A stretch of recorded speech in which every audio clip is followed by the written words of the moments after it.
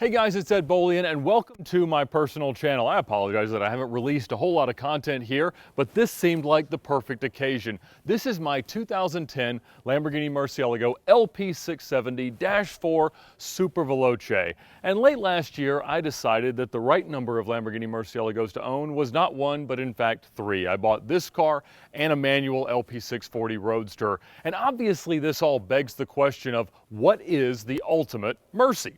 They made them for 10 model years. They span a huge range in current values. And fortunately, there are a lot that are kind of my speed that tend to be broken and things like that. And so this car behind me was crashed in a rather horrific way back in 2016. Nearly the whole front of it was knocked off, broke the wheels, broke the brake rotors, and it required a significant repair. And nobody in the United States was the high bidder to get to do that at the Copart auction, where the car was also pretty much stripped. They took the deck lid, they took the wing, they took all the wheels, they took the rest of the brakes, they took the seats, the interior trim, and a lot of things out of it. But I got contacted late last year from someone who had seen the car on VinWiki and had a question. Now, each of the cars is numbered out of 350, but those are not sequential numbers. And he had noticed that the number plaque on the car said 257 out of 350. Now, it's VIN 4002, so again, they're not in order, and they didn't even build all 350 of them. We think they built about 260 or so. That's about how many we've got currently on the VinWiki app worldwide. But regardless, my post on VinWiki said that this car was number 240. It had been sold a couple of times as a pre-owned car in the US, and there were clear pictures that it was 240 out of 350. So his question was, how on earth does that happen? Now, obviously, when the car was rebuilt, most of which happened in Hungary, they did a lot of different things. They ordered the seats and they put them in on the wrong side. They probably ordered a new badge, probably from Lamborghini, and Lamborghini probably had no idea which numbers they put on them because they weren't noted on the window sticker or any of the delivery documentation. And so he wanted to know about that. And as soon as I heard that there was a US SV with damage history in Europe, and US cars, when they get exported to Europe, regardless of the reason, don't tend to be very easy to sell, I thought, this is something I'm going to have. So let's take a look around the car. It is the only Rosso Andromeda SV for the world, but there are only 44 US SVs that were delivered. And so this car, again, is VIN 4002. Generally, when you see a US Murci, it'll have a side marker light here in the bumper. But the rest of the world have them in the fenders. And so when this car was rebuilt in Europe, obviously they rebuilt it with European parts. And so that's what happened. They used some used parts. For instance, the hood is from a balloon white Murci. But regardless, it was done very, very nicely. My mechanic has been through it. He was very impressed with it. Everything seems to be OEM, well done. In general, when you see a car built in Europe, it is done to a very, very stock specification. Stock exhaust, stock components, things of that nature. So again, when they ordered replacement seats, they put them in backwards. And so this one has the child seat anchors on the driver's side. It's a big wing car. You could order the cars with a big wing or a small wing, and it's technically a small sticker car. Now that's one thing that I'm trying to work on, because to be quite honest, I prefer the small stickers here, and they've put the large ones on. And on that side, it's underneath the clear bra, which is not done all that well. Now in a car that has a lot of paint work, you want to be really careful removing clear bra because it might peel all the clear coat off or even more. And so I haven't yet decided exactly how I'm going to address that, but we will experiment with it at a point when the car could be down for some paint work. Now, one thing that is very un-Ed Bolian about this car is it is exceptionally low mileage. It's only got 7,600 miles, and so that's what I would normally put on one in the summer. And so I've been a little bit, I don't know, conflicted. Obviously, I'm going to drive the car, but if this car were a clean title car rather than the rebuilt title that it now has, today it would be worth about $1.5 million.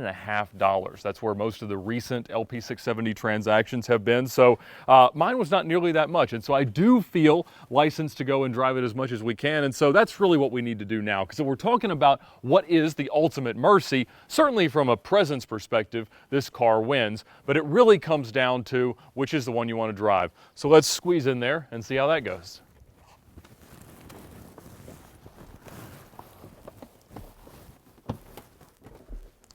Now, the first thing that you'll notice is that if you are 6'5" and you try to sit upright in these carbon fiber seats, you sit like this, which is problematic for driving. And so I have to assume the Murci standard slouch, where I scoot forward, spread my knees around the steering wheel, my head just barely grazes the ceiling, still got a good driving position, the steering wheel a bit to the right, and then we go for a spin.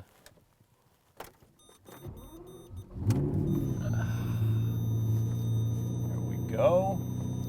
And amazingly, the only error light on this car is the tire pressure light, which I haven't been able to recalibrate yet.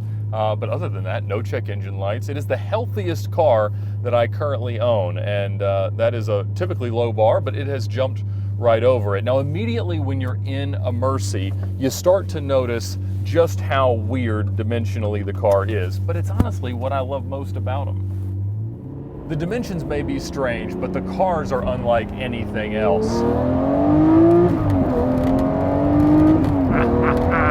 Yes!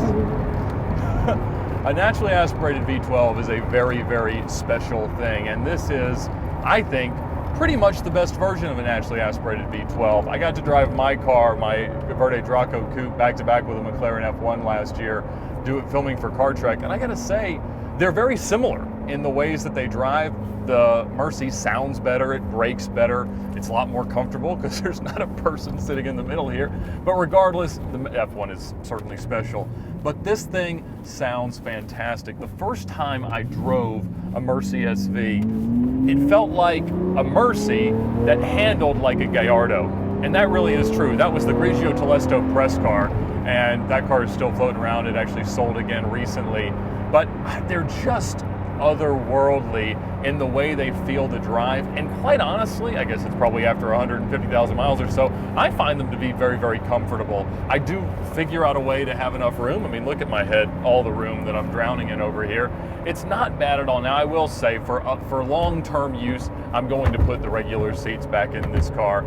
The carbon fiber buckets are amazing, but I'll be honest, I need a little bit more room, and having zero lumbar contact is suboptimal for rally driving and long-term road trips. So we're gonna do some of that, but other than that, honestly, I just love the car.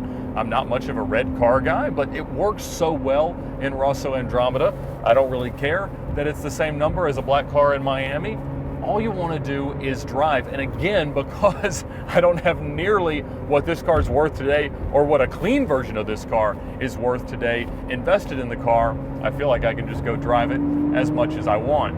Now, of course, elephant in the room, or elephant on the steering column, is these here paddles. It is an e-gear car. Almost all SVs are e-gear cars. Of the 44 US cars, there's only 3 manual cars, and bids on those cars have exceeded $3 million.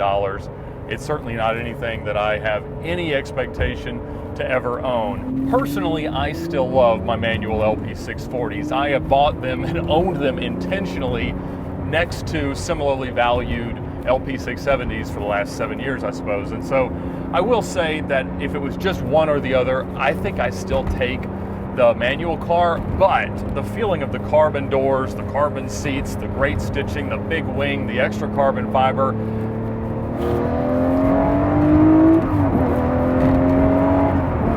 and a great hard-hitting Corsa paddle shift, there's still a lot to like. So it becomes totally clear that the best answer as to which Mercy you should buy is all of them. That's the right approach. Oh my goodness. What a noise. What a noise. And the great thing about cars with terrible history is that once they're fixed, they're not terrible anymore. You just get to own them for less money, and that's exactly what this car is. It drives perfectly. It's rattly, it's squeaky like every other Mercy is, but it's not any worse than a car that was never crashed in a horrific way. So why would you spend more money on a nicer car when all you want to do is get in it and drive it as fast and hard as you can, and then do it all over again the next day? At the moment, I need to concede that all of my other cars have significant enough issues that I've been daily driving this car for the last month, and I am loving every second of it. I will say though, I do a lot of short trips that are like 2 miles, 5 miles, and that is not really good, and so I have to be conscious of that in the way that I own and use the car, that I do take some time to just go out and really wring it out, because it's the best thing for the car. I'm doing it for the car's own good, keeping the tires warm and making sure that it shifts right. The way that this paddle shift transmission works is it's not the best single clutch sequential transmission. It's very similar to what you'd find in like a Wyra or a Scud or anything like that, and it is pretty good. I mean, 12 years ago, it was the greatest thing we'd ever felt. Once the Aventador came out with the ISR gearbox, sure, that was nice, but at the end of the day, it's very simple mechanically. There's not an awful lot to go wrong, and when it goes wrong, as preposterous as this sounds, the bills are just like 20 grand rather than 40 grand for a double clutch transmission failure or replacement. So it's so economical, these cars. I don't know why Dave Ramsey doesn't tell you to buy them.